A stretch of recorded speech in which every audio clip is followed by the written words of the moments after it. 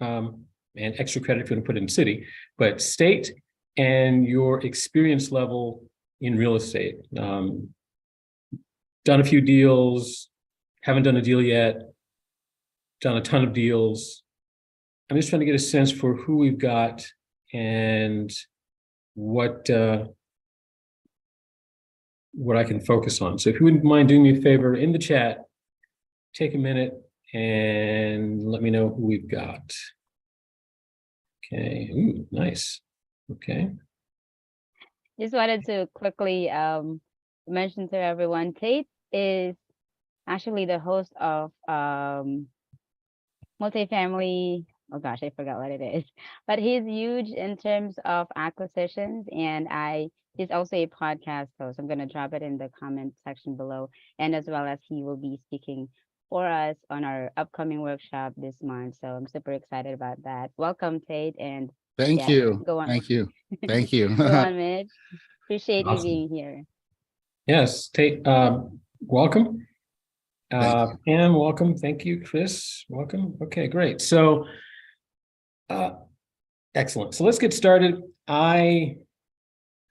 This is a topic that I love. Who else we got? Okay, cool. Let's talk about just briefly who the heck this Mitch guy is. I am a former engineer. I am a nerd. I am a card-carrying nerd from MIT. I started real estate investing in 1999. Before that, I worked in corporate America for Bell Labs as an engineer. In 1999, my wife and I started real estate investing in Metro Atlanta in Cobb County, Georgia. And by 2006-ish, we had amassed somewhere between $6 to $10 million in real estate. We're feeling pretty good, pretty excited, just in time for the Great Recession and the worst economic downturn that we'd seen in a generation. And we got crushed. We got pretty much thoroughly spanked. And I learned some painful lessons about watching your financials and cash flow. Licked my wounds, built back better, if you will. And now I do real estate investing. And I've done fix and flip, I've done buy and hold, we've done auction sales, pre-foreclosures, pretty much everything except for hardcore build and renovation. Don't do a lot of that, but everything else pretty much. About 10 years ago, I started working with overseas investors who wanted to do what I had done, which is build a portfolio of rental properties in the US. And so I work with a lot of folks in fact, that first investor is still a client and friend of mine. He was working out of Namibia at the time, even though he's from Scotland. I think now he's in Australia. I work with folks from Israel, from Canada, from Singapore, and I really, really enjoyed that. I also work with a lot of out-of-state investors who are looking to do deals abroad, and we'll talk a little bit about that in a minute.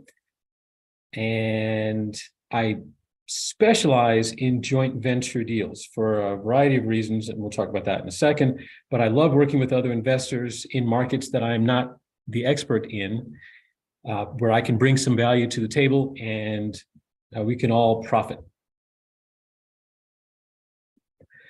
So I put this slide in, one, just to break up the monotony of words, but this slide reminds me of the important things in life. This is the slide. This is a photo of the whiteboard that a doctor had written for my wife and I on August 25th, 2018, when we brought my mother-in-law in, having had a stroke that morning. This is his description of the clot in her brain and how he was going to address it. And I remember feeling terrified and anxious about that. Spoiler alert, my mother-in-law did survive the stroke. She lived for 2.5 more years, but she lost the ability to speak, to feed herself, to move. And so I put this slide up there for me, more than you, just to remind me, and maybe it'll help you, to say that we don't have forever.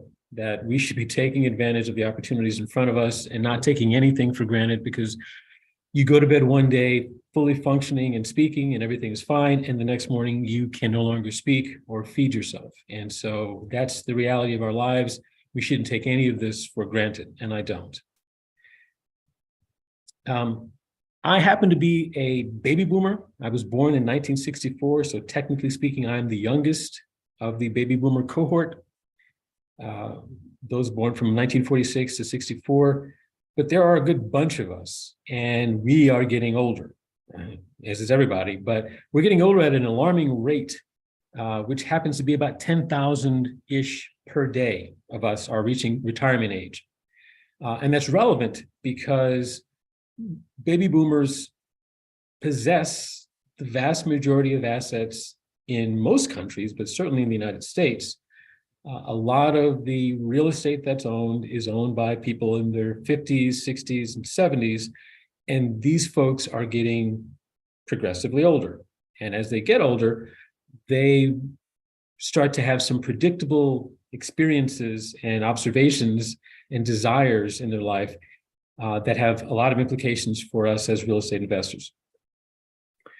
Similarly, these baby boomers are fast approaching retirement age, so that by 2030, which is not that far from now, there are going to be 70 million of them, give or take, because sadly some of them will drop off for illness and such, but about 70 million baby boomers will have reached retirement age, i.e. 65, by the year 2030. So it's a massive, massive wave, cohort, gang of people who are working their way through the U.S. economy, getting older. And what I've discovered is that these folks are shedding assets, in some cases voluntarily, in some cases involuntarily. And that's the opportunity for tired landlords. Now, I did not get a chance to put my favorite tired landlord slide here to describe what a tired landlord is. And that slide is a picture of a hoarder's kitchen that almost seems to come at you with smell-o-vision, because you can almost see the cans and the pots and the pans and the grease and it's just disgusting. So let me kind of define for you what I call a tired landlord, then we'll talk about what a dream deal looks like. For me, a tired landlord is any landlord, anybody that's got tenants who has, for any number of reasons, reached the conclusion that they want out. They're done. There could be a lot of reasons for why they're done, but they have reached a point where they have decided that being a landlord isn't what it's cracked up to be, and they're ready to move on. And the position that I'm taking, the theory that I'm putting out to you here tonight, is that a whole bunch of those tired landlords are baby boomers, and they're getting older, and they're starting to want to shed assets. And that creates a huge opportunity for folks like us. So let's talk about this tired landlord dream deal. This is a Tulsa area, 3-bedroom, 2-bathroom, brick, single-family home. It was recently vacated. The tenant didn't trash it, but they didn't leave it in the greatest of shape. They painted some walls purple, and they weren't kind to the walls in some cases. And so there are a few minor holes, but not trashed. I've seen trashed, and this wasn't it. ARV, after repair value, was about $110,000, give or take. And the seller owned it free and clear. Now, let me say this, and we'll circle back to this in a minute about tired landlords. One of the things I love about tired landlords, or landlords in general, is that when landlords sell a property and they're in their 70s, they're not looking to take that money and roll it into another real estate deal in most cases. In most cases, they're going to take that money and either take it off the table entirely or put it into something slow and steady and quiet that doesn't have a lot of moving parts, maybe a CD, but they're not looking to reinvest. So either they own it free and clear and have plenty of plans for that money, or they own it free and clear and they have no specific plans, but they don't need the proceeds of this sale. They're not rolling this money into another deal. And so I can do things with someone like that I can't do with somebody who needs all their cash to do their next deal. And since a lot of these folks already have a significant portfolio of houses, and in fact, this particular deal, this is the deal that we closed this one last month. And so this was a deal that we took down here in Tulsa, myself and a JV partner. Well, let me just kind of rush right to the good stuff. We bought this house for $76,000 down, sorry, $76,000 total, with $15,000 down, 3% interest, seller financing. And this is last month. And for those of you who are looking at financing for commercial transactions, you're looking at 6, 7 and higher percent. I don't care about that because I'm not doing bank financing. I'm getting the seller to finance this thing. She financed this thing gladly. We offered to buy this cash and she said, no, I want to seller finance this one. Cash on cash return, had we kept this thing and just rented it out ourselves, would have been about 16%. And that's if we did it just as a straight rental. Would have been higher if we'd done it as a lease purchase or as a midterm rental, but just as a straight rental, not a lot of bells and whistles, about 16.5% cash on cash. And the cash flow was nearly $500, $478. And incidentally, because it's seller finance deal, I know this is not a presentation on seller financing, but just as an aside, for those of you who don't know, because I'm seller financing, I have, of course, no prepayment penalty. We paid no appraisal fee. We paid no bank junk fees. We paid her no points. And this is a non-recourse loan. So if things go horribly, horribly wrong, and she has to foreclose on me, the worst thing she can do is take her house back. She can't go after any of my personal assets because none of those are on the hook. I signed no personal guarantee to buy this deal. My partners and I signed no personal guarantee. So this is non-recourse. I could have filed bankruptcy the day before we closed this. She wouldn't have cared. She never looked at my credit. She didn't care. And I didn't offer it. So this is the kind of deal that you can do with the tired landlord because she doesn't need the money.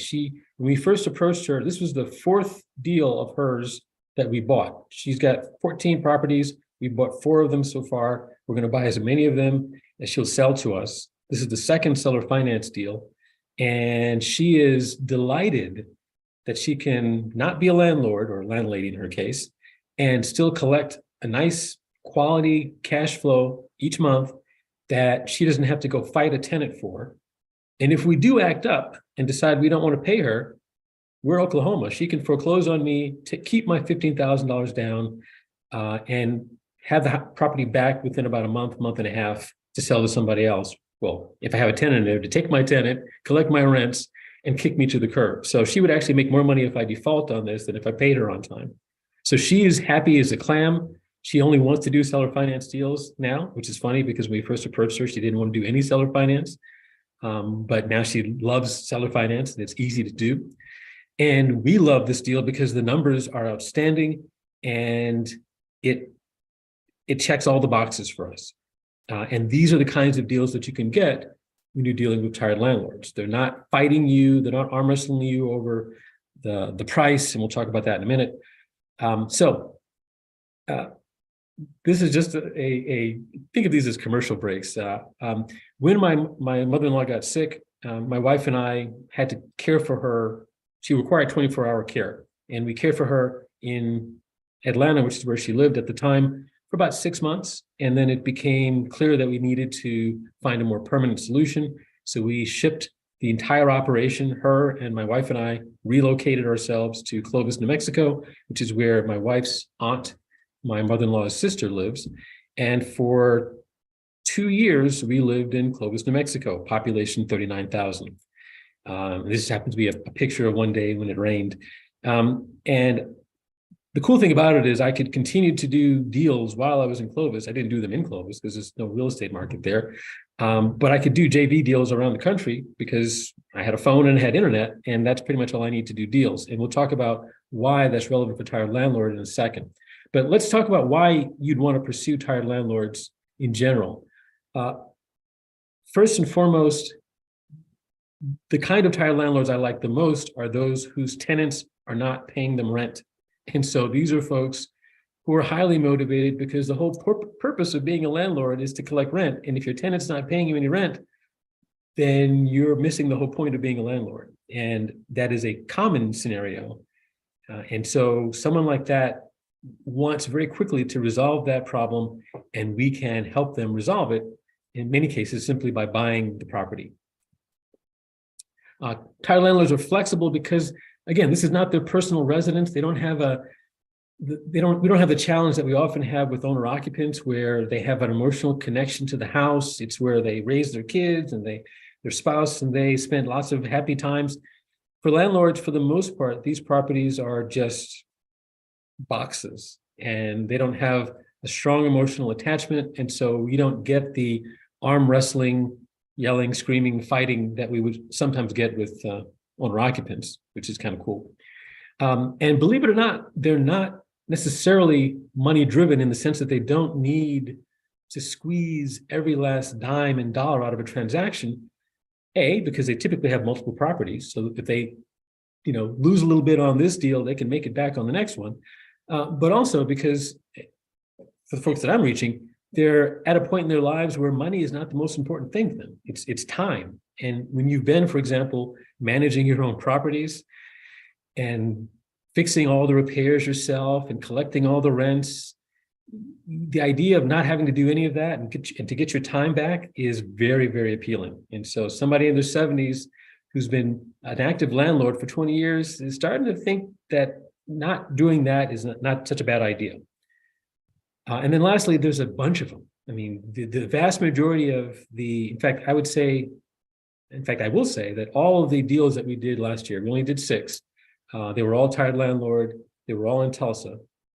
So only the deals I did in Tulsa. The 6 deals that I did in Tulsa, all of the landlords were in their 70s to 80s. And there are a ton more that we're chasing after here in Tulsa and in other markets like Metro Atlanta.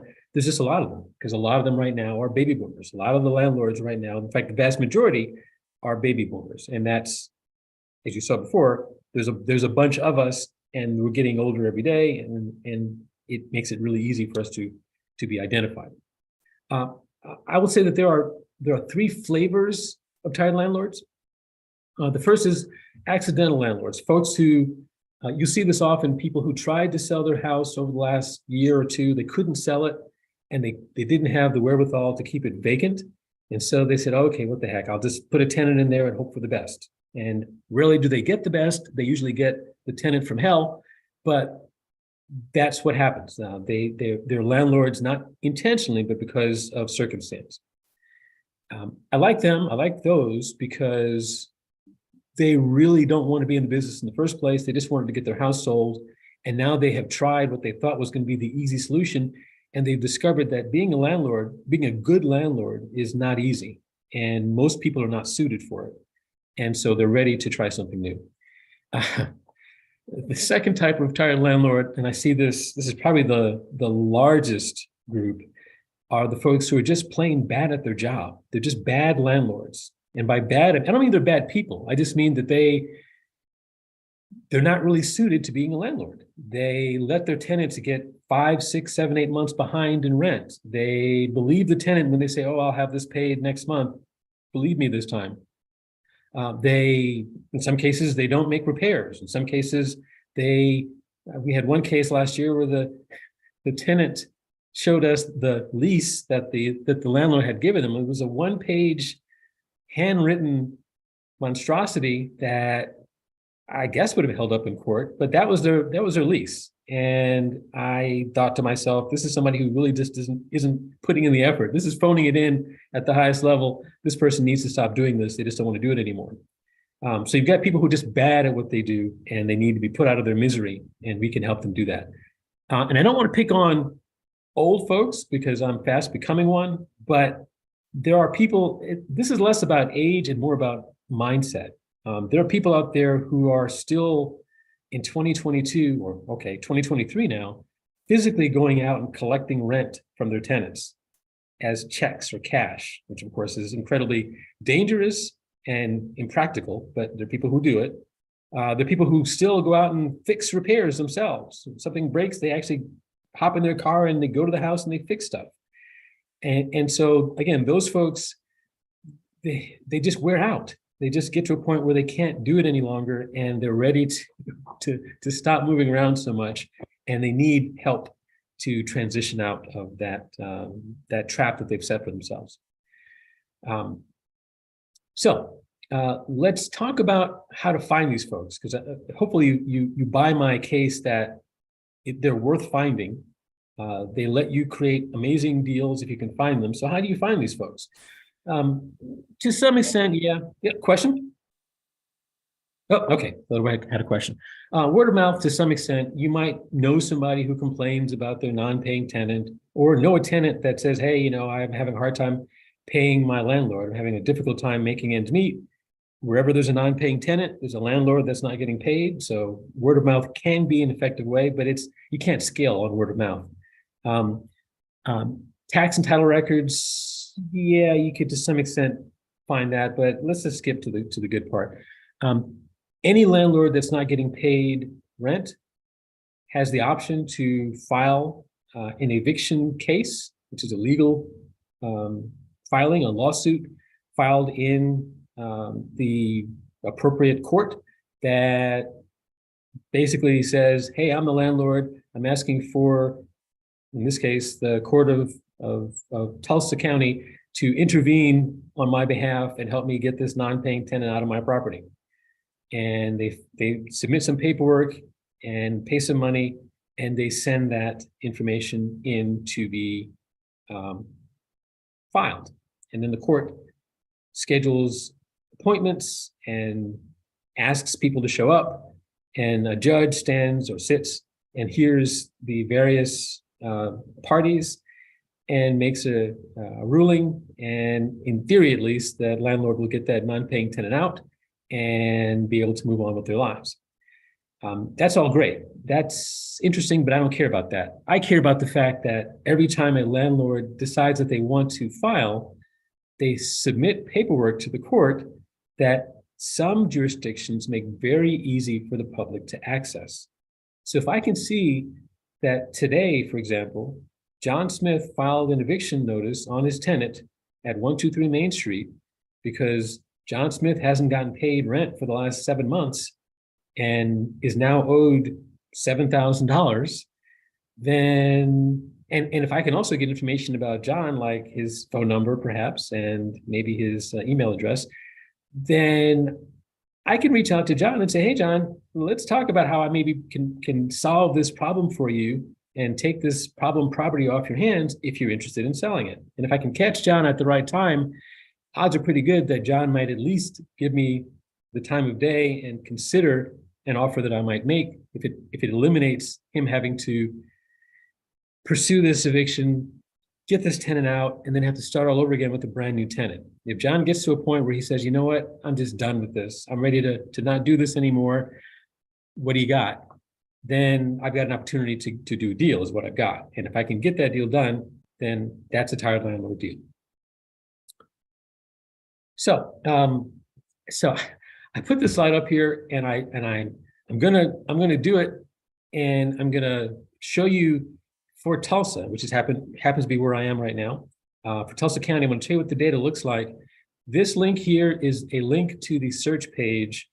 I will urge you not to go to that search page right now and try to do what I'm doing, because you'll get lost. It'll be confusing, and you won't see the good stuff that I've got going on here. So just watch me do it. You can play around with it after we're done talking. I guess this presentation will be available. If you want to copy it down real fast, that's fine.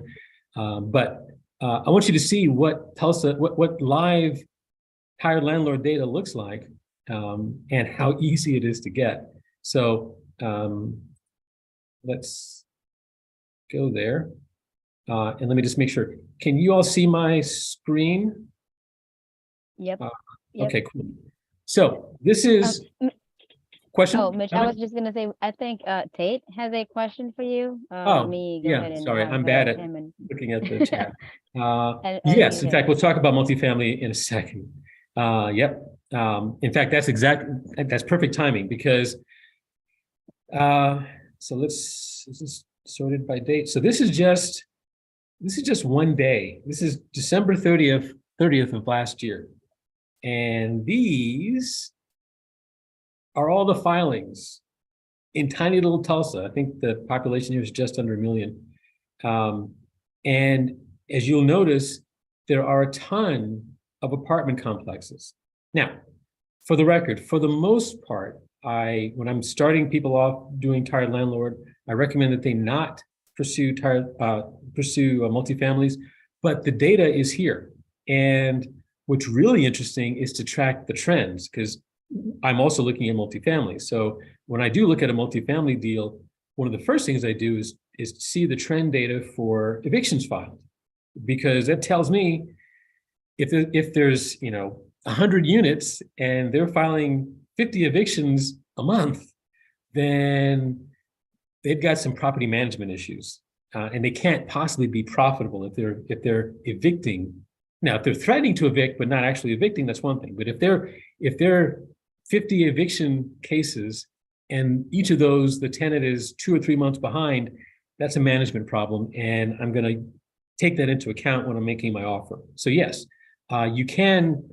The eviction process is the same for single family, multifamily. Actually, commercial is in here as well. But for the purposes of this presentation, let's just focus on single family, which you'll see is challenging because the vast majority of these are apartment complexes. And this is just one day. I just want to point that out. This is one day. Now, this is not all evictions. You see, this is all the small claims court, which is under $5,000 for Tulsa County. And so some of these cases are not evictions, they are debt. But I'm going to see if I can find a quick eviction one. Let's try that one. And just be mindful, this is live data. This is not like a database. Well, it's a database, but it's a live database. So, no, this is not eviction. Let me find us a good one. That's not an apartment complex. But you can see, if you're scrolling through this, you can see as I'm doing it that there are a ton of apartment complexes, and this is just one day. Let's try this. Here we go. Okay, so this is in Oklahoma, forcible entry and detainer is what they call eviction. Every county calls it something different, or every state calls it something different. This is Barry Wallace versus Ruby Ricks. A couple of things to point out. At no point did I go through a firewall to get to this data. This is publicly available to anybody who comes here from anywhere in the United States.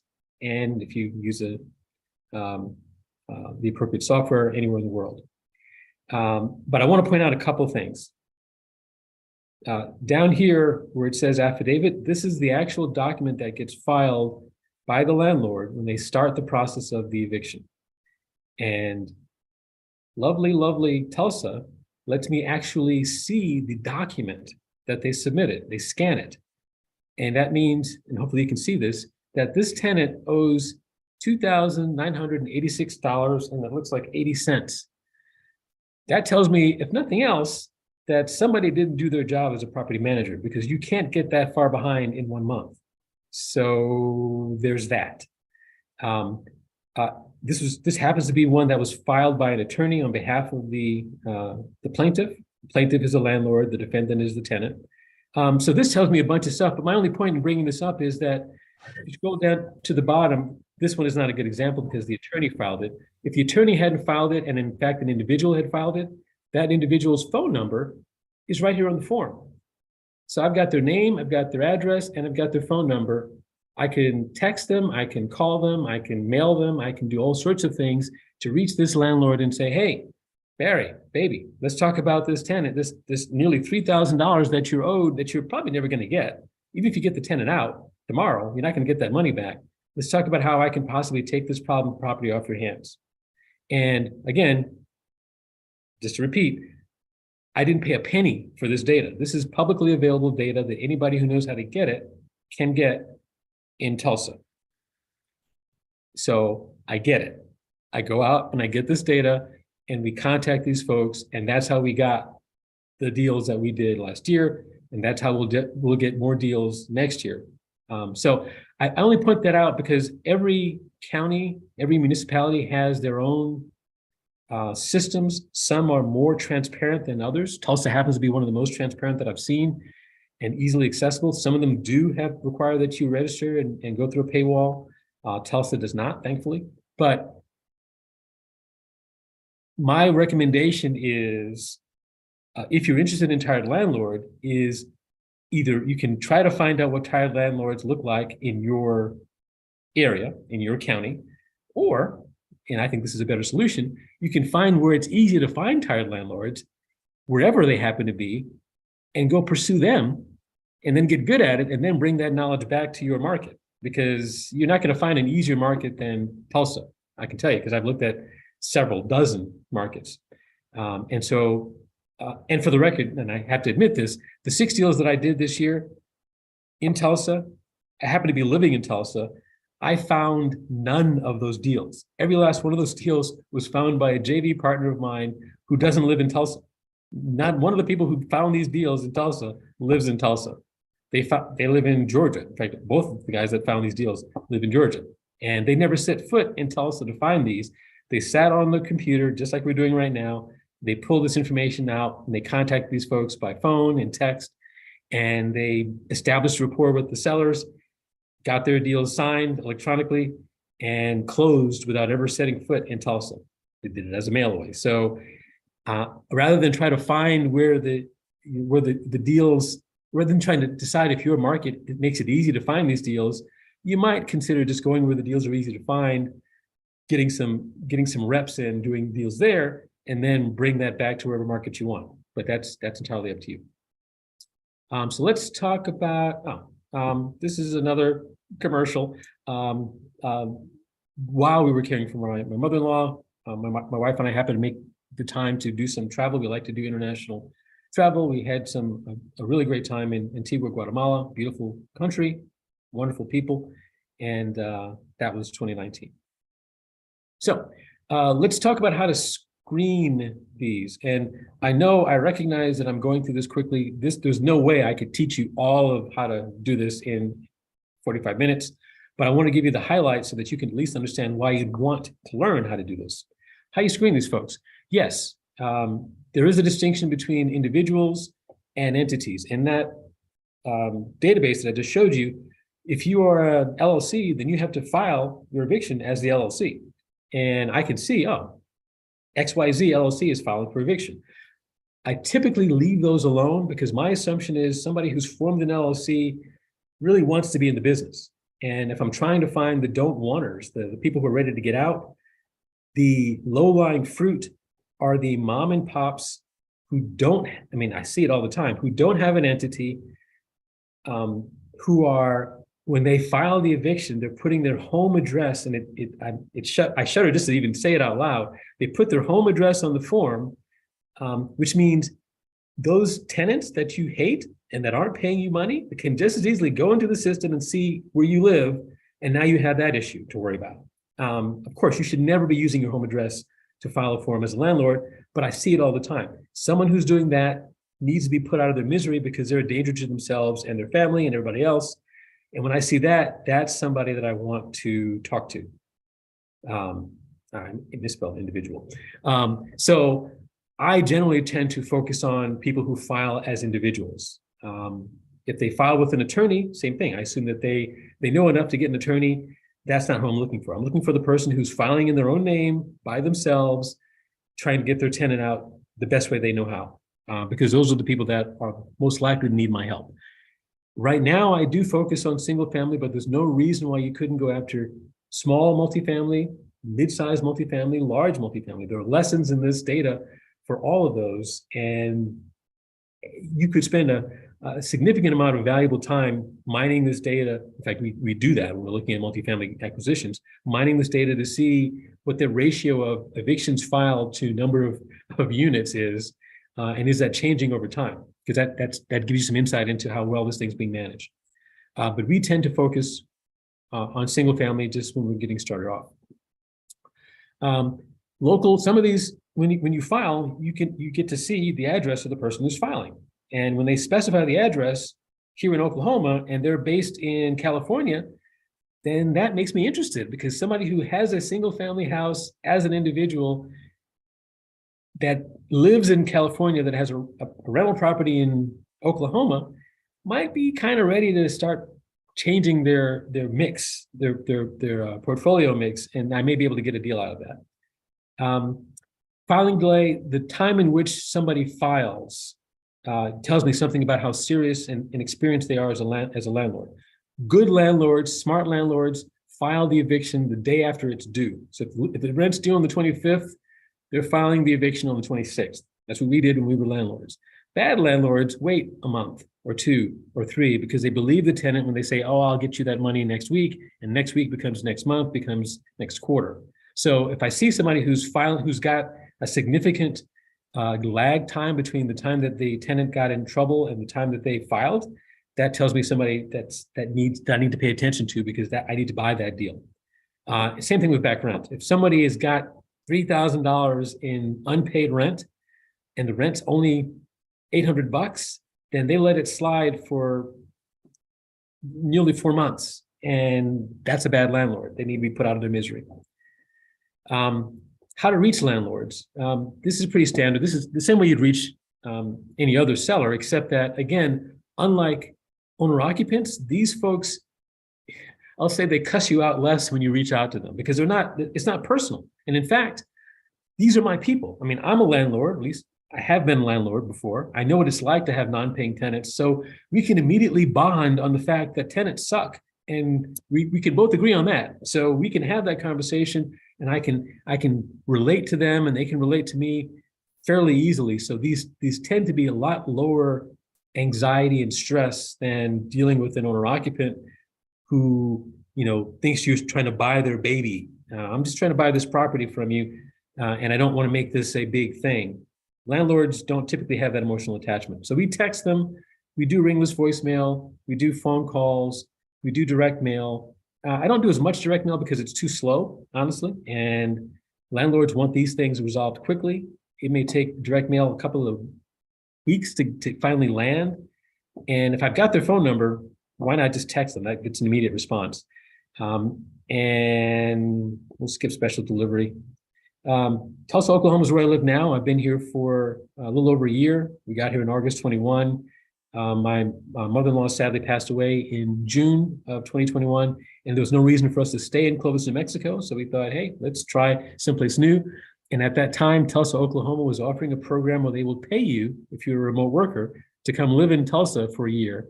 And since I'd never been paid to live someplace before, and frankly, no one paid us to go to Clovis, New Mexico, I thought it a pretty good idea to try our hand in Oklahoma. I'd never been here before, and I love it.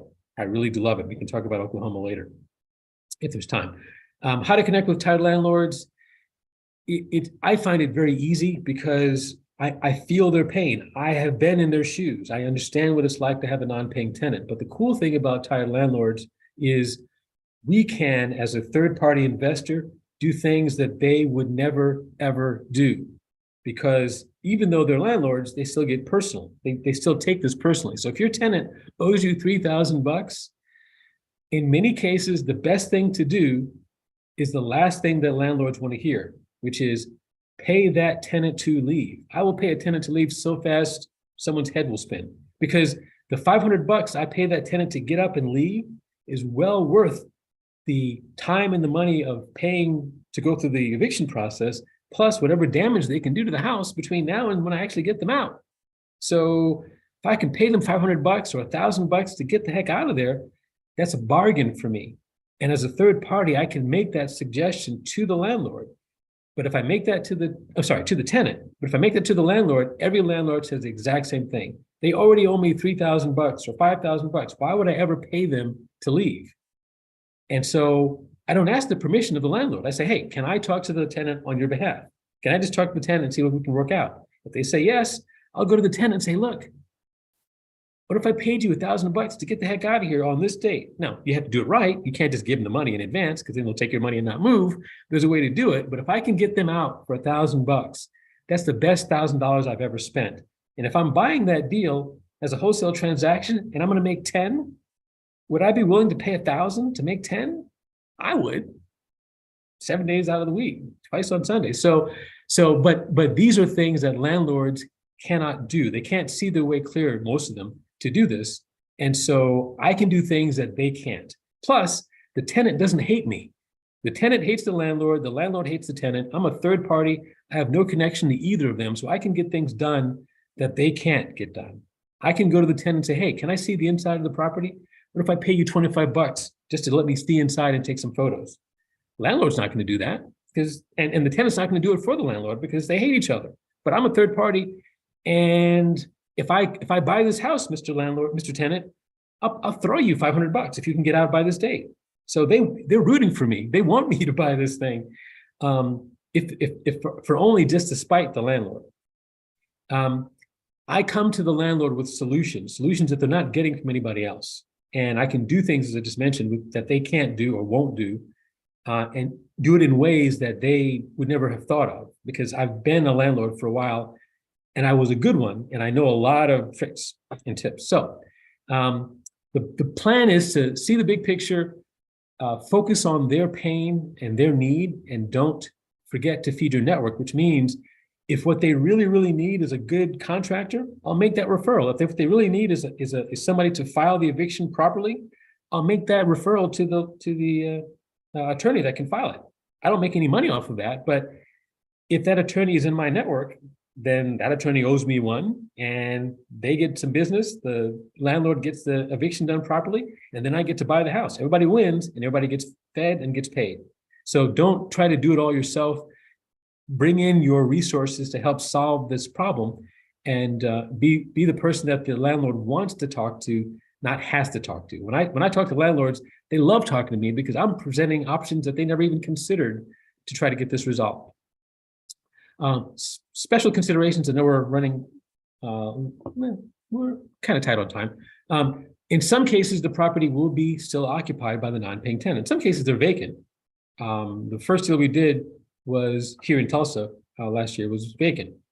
And the landlord took one look at the property in the condition that the tenants left it and said, you know what, I'm done. I want to sell it.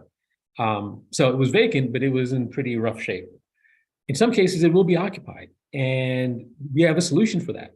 I just explained to you just now, we can do effectively cash for keys. I'll happily buy out a tenant if I can get them to move on a specific date under the right circumstances. So I have no problem with that. I can offer that gladly, because it's always cheaper than waiting for the courts to do their thing. I can be a third-party negotiator because I don't have a dog in this hunt. I don't know the history of the landlord and the tenant. I didn't put them in. I didn't not pay their rent, and I didn't not fix their furnace or whatever. So I don't have any emotional attachments to them, and they don't have any emotional attachments to me. I'm just a guy trying to buy a house. And if talking to the tenant will help me get that deal faster, I'll talk to the tenant. And if putting some money in the tenant's hands lets me get this deal done faster, I have no problem with that, as long as it makes sense for my deal. I talked about this. There's a very simple hack for inspecting while occupied. It's called gift certificate. Mr. Tenant, if you let me in this property, or you take pictures yourself and send me the pictures, and if I like what I see, i.e. you took all the pictures that I wanted you to take, I'll send you a gift certificate for Amazon or Longhorn Steakhouse or wherever. Because that's the best $25 I'll ever spend, if I can get them to take pictures. And I may be able to get pictures where the landlord can't. In some cases, rarely, but in some cases, I will buy a property with the tenant already in there. I don't like doing it, but I'll do it if the deal is sufficiently good, because I know what to do with the tenant. I can handle non-paying tenants if I'm in a state that's a fast evict state, which Oklahoma is, which Georgia is, which Texas is. I would not do this in California, and I would not do this in New York, because it takes you forever to get tenants out, and that would be a losing proposition. But I'll do it in fast evict states.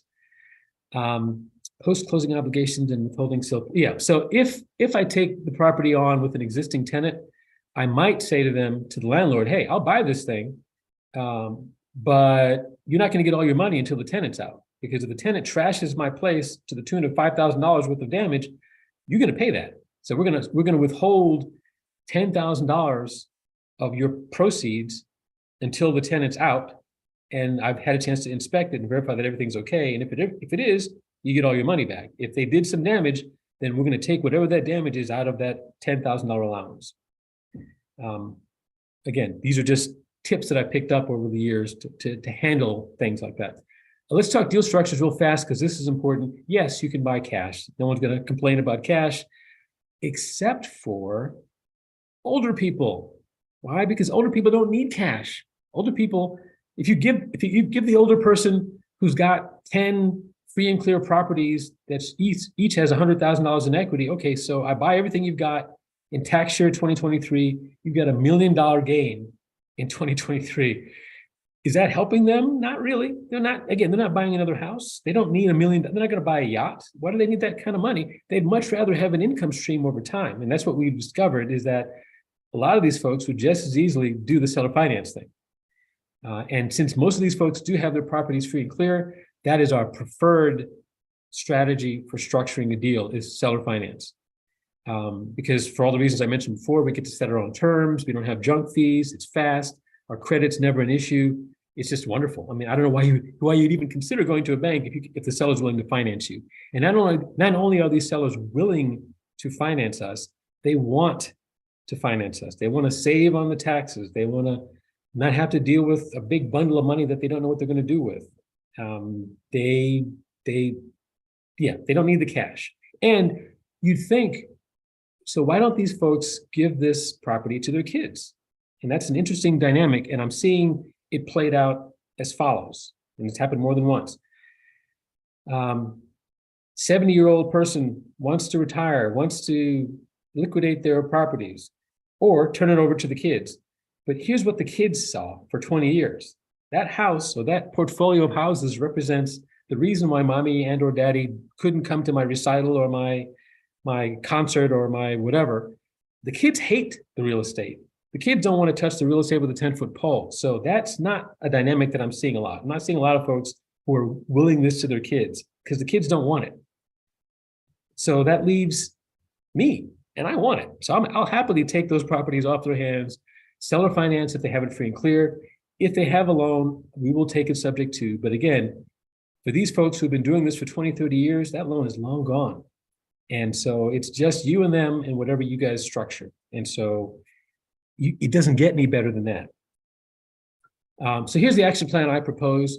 Pick your market. I would say pick your market, keeping in mind how hard or easy it is to get to this data, because the data in this market is everything. If it's hard to get the data, you're not going to be able to do tired landlord effectively. It's entirely hinges upon not only can you get the data, but what data you do get. I see that question. Let me answer it. Oh, cool. I'm glad this is useful.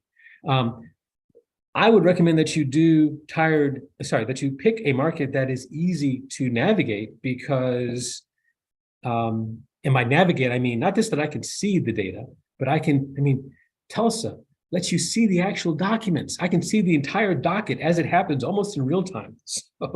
So Tulsa is, in my opinion, one of the best markets for this. We did business in pretty much every county in Metro Atlanta. And I can tell you, by far, Tulsa is easier than any of them. I love Cobb County. I wish I could do more deals in Cobb County. It is painfully difficult to get this data for Cobb County, Georgia. And so you can beat your head up against the wall, or you can pick a market that's easier and just do that. And that's what I chose. And also, as I mentioned before, Oklahoma, like Georgia, like Texas, these are all fast evict states. So the process for eviction is fairly swift. So I'm not going to be waiting months and months and months for something to happen. Gather your contact data, which means get into those databases and start extracting the information that you need so that you can start contacting people. And launching your marketing amounts to basically calling the number that's on the form. I mean, they've given me their number. They didn't give it to me, they gave it to the court. And because they gave it to the court, it's typically an actual live number. It's not some number that they never check, because the court might call them and say, hey, your case date has been changed or moved to whatever. That number needs to be likely to be live. And so they're not using a made up number. So you're getting good data. So I have their address, I have their phone number, I have their name, I have how much they're owed by the tenant. And so I can launch my campaign and pick the people who are in the most pain and start with them and work my way down. Engaging with respondents is actually my favorite part, because these landlords are my people. And so I love talking to them and interacting with them and seeing if I can help them, because I really am trying to help them. especially the mom and pops who really don't know what they're doing and don't understand the process. We're talking to one landlady who has a bunch of properties, and she's got a professional tenant in one. We just checked the records, and this tenant has had evictions filed on them every 2 years for the last like 10, 15 years. This is their MO. They get into a property, they stick around until they get evicted out, and they go find somebody else. And you'd think, given that landlords would check this database before they put a tenant in, but they don't. So she owes the current landlord $2,100, and before that, she owed that previous landlord $2,800, and before that, she owed that previous landlord $1,000 and change.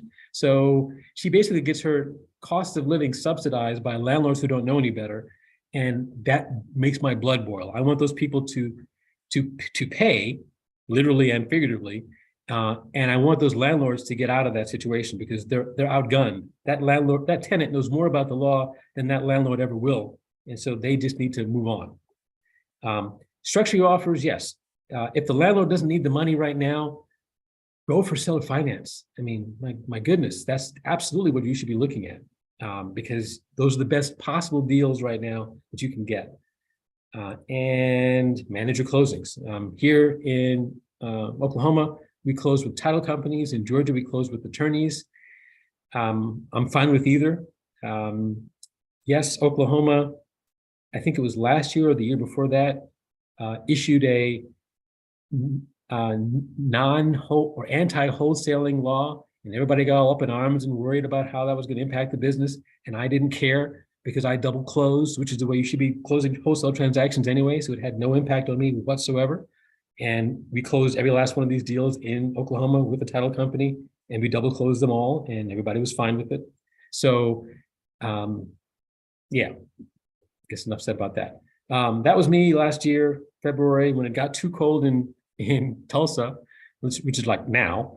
We escaped to Panama, Playa Coronado, and that's me on a black sand beach. I'd never been on a black sand beach before. It was awesome.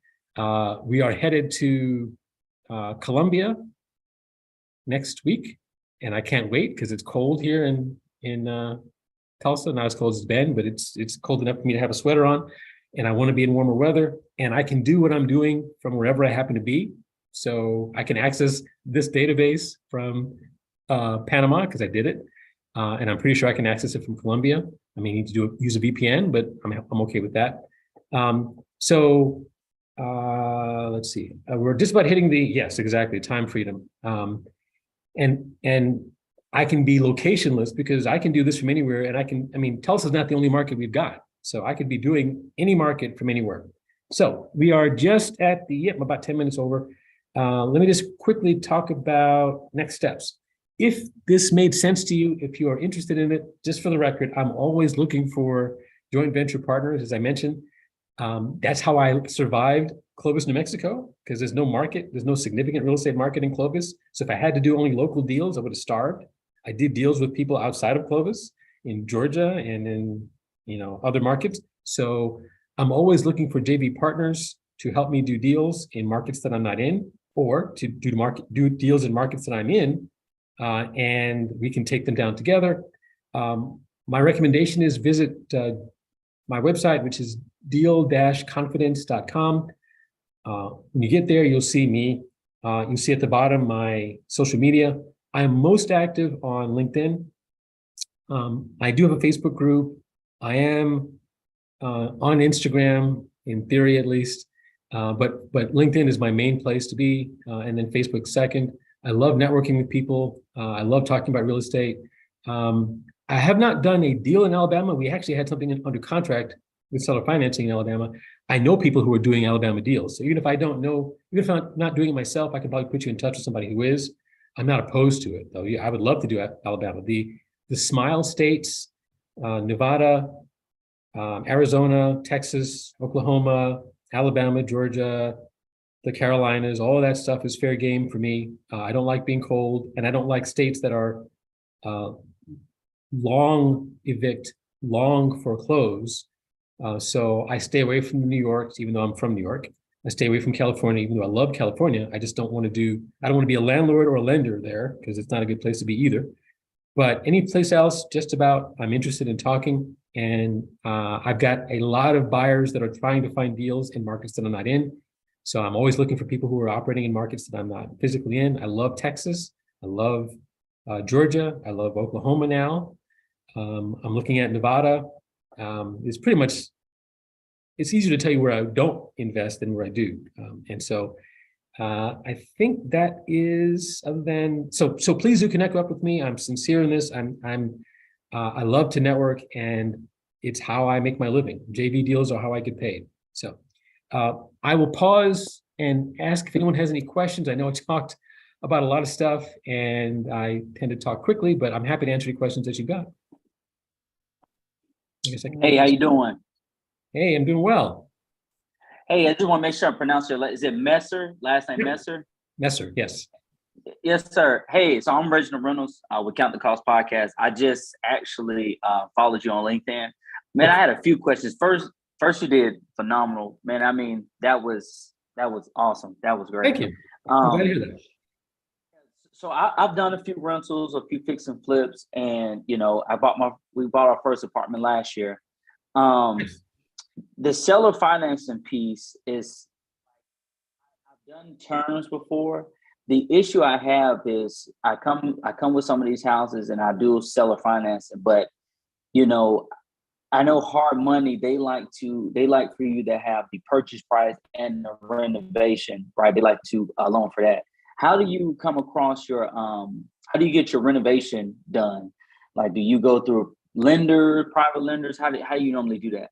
Yeah, that's a fair question. So a lot of what we buy, because we're doing a lot of tired landlord stuff, doesn't require a lot of renovation, because a week ago it had a tenant in it. So it's habitable, and it's usually not trashed. It might need some minor repairs, but frankly, I can fund repairs from wholesale deals. So if I'm doing 4 wholesale deals a month, 3 of the wholesale deals could fund the one deal that I decide to keep. If I kept 1 out of those 4, so I can fund my renovation budget out of wholesale deal, or I could find myself a partner who's, if I can get sufficiently attractive seller financing, I can put someone in a second position on top of that financing if I want to. So I can get additional funding from, and that's going to be typically a private lender. Most banks are going to want to be in first position, but a private lender might be willing to take a second on top of a seller financed deal. So if I can't create the money, I could use private money to finance the renovations. Does that make sense? Got you. Yeah, it made a lot of sense. And when you're talking to sellers, and sometimes you're utilizing terms, like, for example, let's say you're coming into a property, and I know you say you want to stick with single family, but they have a tenant in there that they need to evict. Have you ever structured your terms to where you may not even make a payment to them until you get that tenant out and put someone in? It's funny you say that, because we just had this conversation today. The lady that's got the tenant that hasn't paid her in nearly a year, that's exactly the offer we're going to make to her. We're going to say, I'll pay you a token amount. I'm thinking like $1, but let's just say it's $100. I don't know, it doesn't matter. Now, and then I will buy it right now, sight unseen, because let's say I was going to pay her $10,000 down in financing. Because in Tulsa, you can pay $10,000 and get a house. You won't get your first payment for 3 months. You won't get that down payment for 3 months. 3 months, or when the tenant comes out, whichever comes soonest.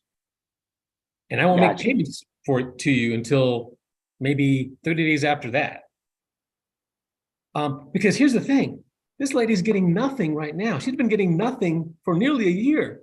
She can't all of a sudden be upset that she's not getting paid. She's not getting paid by the tenant right now.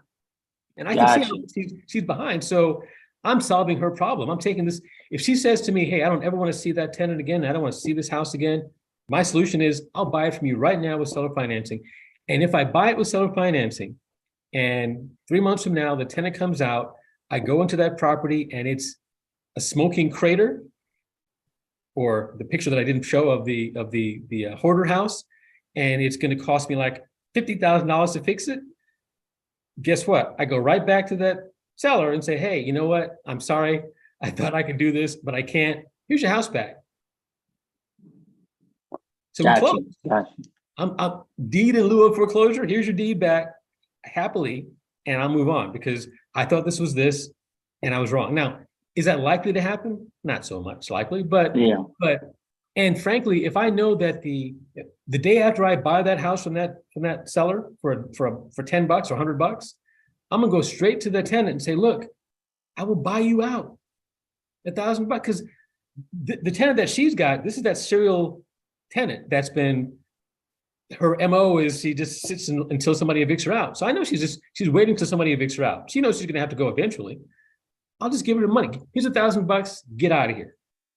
I know your game. Here's $1,000. That's what you're gonna get. Get out, or make me evict you. Because I mean, this is Oklahoma. I can get her out, but I'd much rather pay her just to get the heck out the day after tomorrow, and give me the keys. I mean, there's a process for getting them out properly. But if I could get her out for $1,000, I just bought that house for $1,100 plus whatever we negotiated for the full down payment and the terms. And if I can get that tenant out, if I can see what I really want to do is I want to see inside the house. And so if the seller says that she'll sell it to me, I will turn right around and go to the tenant and say, hey, I'm about to buy this property. And when I buy it, you're not going to like it because I know how to evict tenants. How about you and I make an agreement that if I can see inside of it, I'll give you an extra week before you have to move out, before I buy you out, or before I begin the filing. If they say yes, then I get to take pictures, see the inside. Now I know what I'm dealing with. But I'll still close with that seller because, yeah, to your point, I'm deferring all that stuff until I get that property back. And no seller, no owner occupant would ever do this, right? Because it's their house. They live there. They can't do, but these people don't need the money to buy anything. And she's not getting paid right now. I know for a fact she's not getting a dime. So she's no worse off. She's $10 better off if I give her $10 right now than she was the last year from this tenant. So she's now $10 to the good. Plus I'm giving her pictures of what it looks like. So I'm her new best friend. So yes, I would, in fact, that's exactly the offer we're going to make to her, depending on what she says. If she says, you know what, I just want help getting the tenant out, I'll put her in touch with a local quality attorney that can do evictions here in Tulsa, because she's already filed twice and she got it wrong. She filed incorrectly and they canceled her case because that's what people who don't know what they're doing do. And so I'm like, why are you doing this yourself? Pay somebody to do it and get it done right. Do I make a penny off of that? No, but now I got an attorney that kind of is liking me because I'm just giving them business, and I'm still going to get the house. I want that thing under contract now, so she can work with the attorney. But I'm going to go to her and say, you know what? Let's do this contract right now. Sign it right now, sight unseen, and then I'll work on the tenant, try to see if I can see the inside. But now I've got a purchase and sale agreement. And if I want to wholesale this thing, I can start marketing this thing right now. And the way my PSA is going to work, I'm not going to close until I do my due diligence. I'm not going to do my due diligence until I lay eyes on the property and the tenant's out. So if she does it herself, I'm not going to do the deal until she's out. I mean, the good news is that it's roll your own. I can structure this however it works, but I'm never going to put myself at risk. I'm not coming out of pocket, and I'm not going to own someone else's problem unless I have a solution for it in advance. But I can do things that bad landlords can't because I know what it takes to file an eviction. And she's tried it twice now and she's gotten it wrong. And there's no reason to believe that she'll get it right. And the longer she waits, the longer she's not going to get paid. And the courts were closed in Tulsa up until Tuesday. Tuesday was the first day of the court. I know I'm running over, but let me just finish one. The courts are closed until Tuesday. Her case got canceled at the end of last year. She should have been first in line to try to refile that case Tuesday morning. She didn't refile it on Tuesday. She didn't refile it to be checked. She didn't refile it today. So she's going to lollygag, and every day that she waits is another day that she's not getting paid. And this is the sign of somebody who doesn't know what they're doing.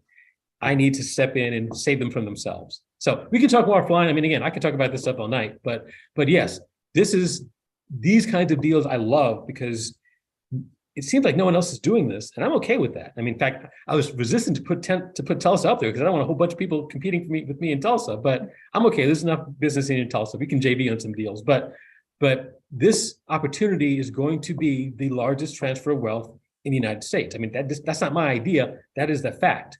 The wealth transfer from baby boomers to the next generations is happening right now. And a lot of that's in real estate. And those of us who know how to access it are going to clean up.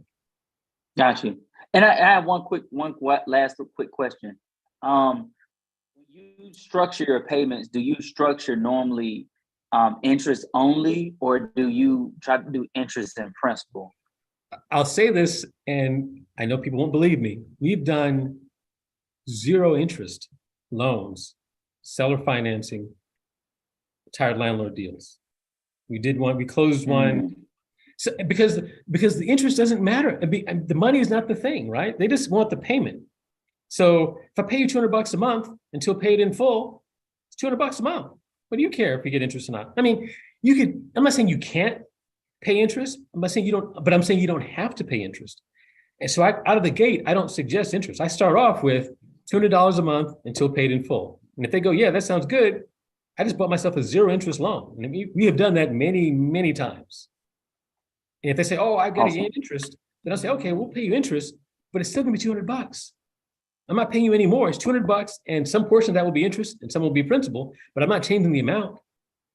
So my financials don't change. I mean, again, we could talk about this because this is, as you can see, I'm kind of getting excited. This is my jam. But let's.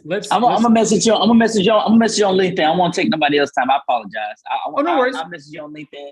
I got a podcast that's dealing with real estate investing, so we'll connect offline. Fantastic. Reginald, thanks so much for your questions. I really appreciate it. Faye, thank you so much. I know we're over, so let me hush and let you do your thing. Oh, well, definitely. It's perfectly fine. And if we can actually have you for another hour, it's going to be a pleasure for us. By the way, this is such an amazing session with you, Mitch, as always.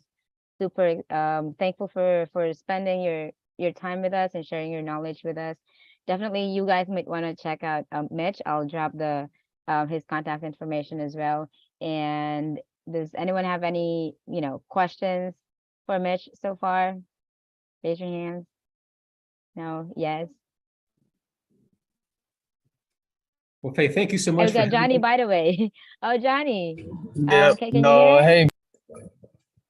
Yep, I can hear you. Yeah, Hey, I just Johnny. wanted to say thank you again for bringing so much knowledge and value, man, to the group. I apologize. I'm on the road traveling and in the Uber now, headed to the hotel. But I just wanted to say thank you, man. My pleasure. Definitely learned some new tips and tricks. Listening in, but thank you. And I'll be reaching out to you, man, so we can connect offline. Excellent. Sounds great. I really appreciated being here. I love doing this. Faye, thanks so much. Yep, Mitch, just one last thing before we let you go. One last question from Tate. Do you have strategies for going after multifamily properties, 20, 80 units or so? I do. And we have actually been making seller financed offers to multifamily sellers. In certain circumstances, it gets a better reception than others, but that is a viable strategy. And yes, I would love to talk multifamily because that is on our plate as of last year. Beautiful, beautiful. All right, well, we're excited to hear more about it. So we'll definitely going to connect with you. We're going to be seeing you guys again next week. And yes, Tate is going to be speaking and doing our workshop next week, as well as Nate. So we're super excited about that. Thank you so much again, Mitch. And for all of you guys that spent time tonight, we appreciate you so much. So thank you for the invitation. Next week. Take care, Have a everybody. good one, Mitch. Reach me on Facebook. I mean, on LinkedIn. I'm serious. Definitely.